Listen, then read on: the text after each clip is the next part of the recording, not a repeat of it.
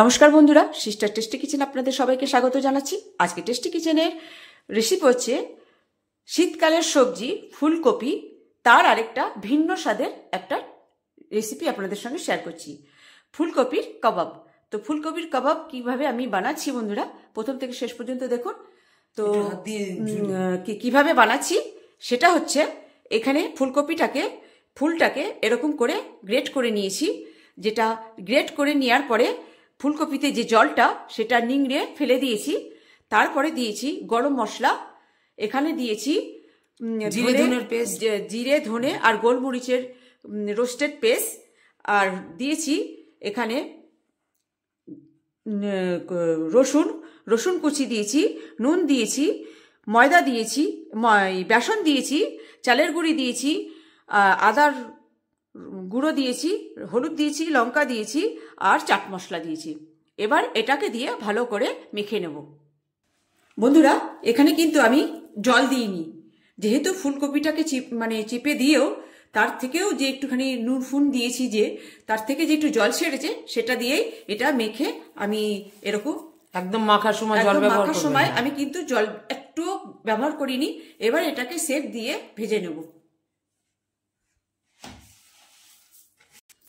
বন্ধুরা, গোল করে নিয়ে ঠিক কাবাবের শেপ দিতে হবে। তো এইভাবে আমি শেপ দিচ্ছি, ঠিক এই যে।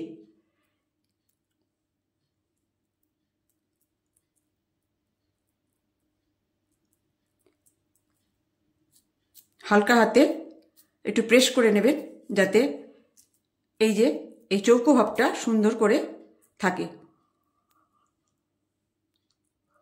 এই যে, তো এইবারে এই করে এক এক করে এগুলোকে আমি সাজিয়ে নেব। বন্ধুরা, এই যে এইভাবে আমি সেট দিয়ে সব কটাকে তৈরি করে নিয়েছি। এবারে আমি তেল গরম করতে বসিয়ে দিয়েছি, এবার এক একে ভেজে নেব। বন্ধুরা, এবারে এক এক করে ভাজতে দিয়ে দিলাম। দে সব করে দে। হ্যাঁ, দিচ্ছি, দিয়ে দে।